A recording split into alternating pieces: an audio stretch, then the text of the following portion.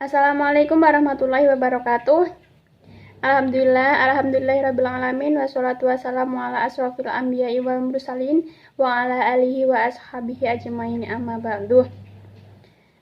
Pertama-tama, marilah kita panjatkan puja dan puji syukur kita kehadirat Allah Subhanahu wa taala yang insyaallah melimpahkan rahmat serta hidayahnya kepada kita semua. Salah satunya kepada saya, sehingga saya dapat membuat vlog video untuk mata kuliah Ekonomi Internasional Islam, dosen pengampu Bapak Muhammad Soleh. Untuk materi yang akan saya bawakan, sebelumnya perkenalkan diri dulu. Saya Afriliatina Nur Anissa, NIM 630201728 dari Prodi Ekonomi Syariah, Fakultas Ekonomi dan Bisnis Islam. Langsung saja, untuk materi yang akan saya bahas kali ini adalah WIF, mengenai WIF atau World Islamic Economic Forum. Teman-teman pasti bertanya-tanya kan ya, apa sih WIF itu? Akan saya jelaskan sedikit. Yang pertama ada sejarah WIF, sejarah World Islamic Economic Forum itu apa toh? World Islamic Economic Forum ini bermula dari Organization of Islamic Corporation atau OIC. Organisasi ini adalah bisnis forum yang diselenggarakan pada tanggal 15 Oktober 2003 bersamaan dengan diadakannya KTT OKI di Putrajaya, Malaysia.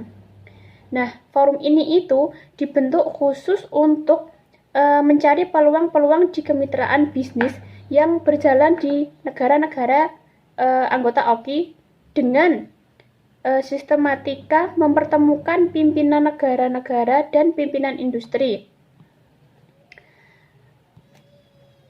akademisi, para ahli, profesional, dan pimpinan perusahaan lain.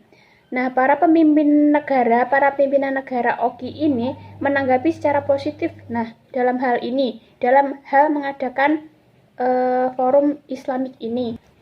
Nah, pada tahun 2003, 57 anggota konferensi Islam yang diadakan di Putrajaya, Malaysia ini menanggapi atau mengeluarkan ide agar WIF ini dicetuskan. Nah, untuk menindaklanjuti ide-ide tersebut, Forum Ekonomi pun terbentuk pada tahun 2005 yang secara resmi sekaligus membuka pintu ke dunia bisnis dengan entitas non-muslim. WIF ini sendiri diresmikan di Kuala Lumpur, Malaysia pada tahun 2005.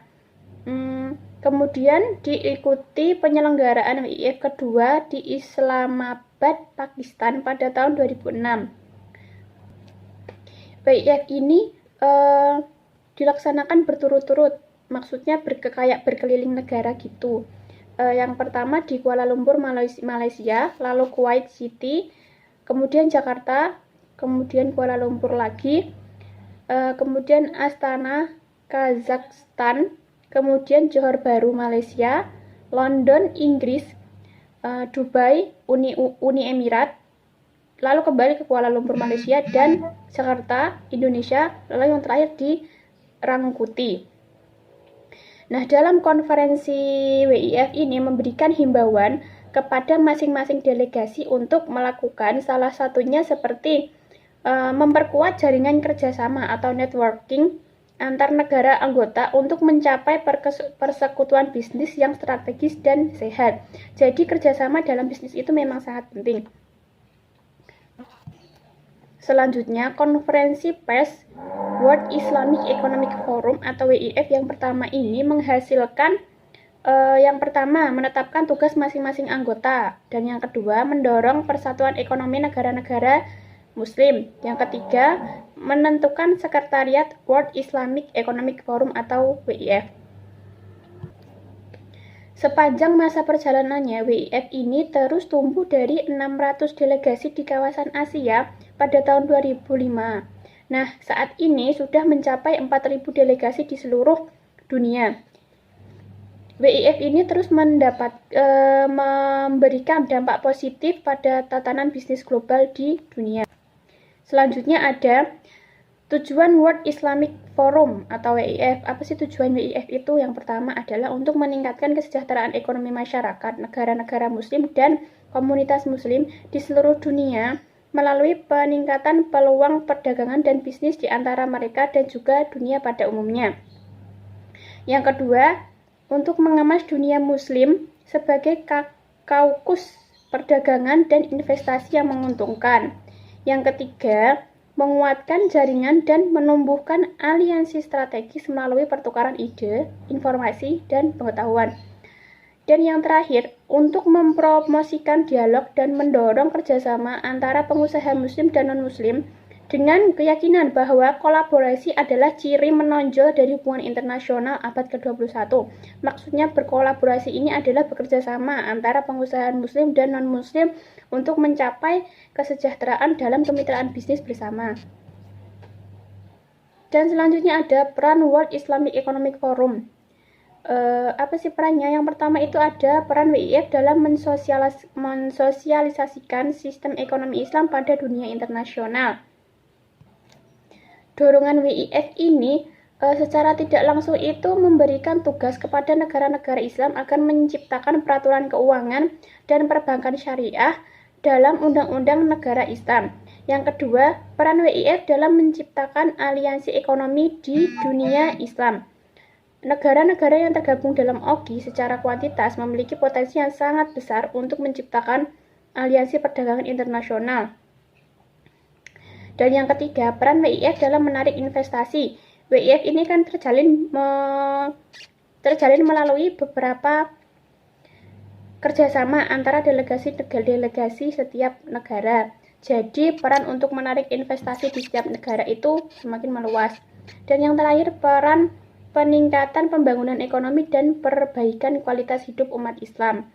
Sebagai langkah konkretnya, memperbaiki kualitas hidup umat muslim adalah perhatian WIF dalam membentuk gugus tugas atau komunitas yang fokus aktivitasnya adalah pada pembentukan jaringan business women dan bidang pendidikan di segenap dunia Islam yang termaktub pada deklarasi WIF 1.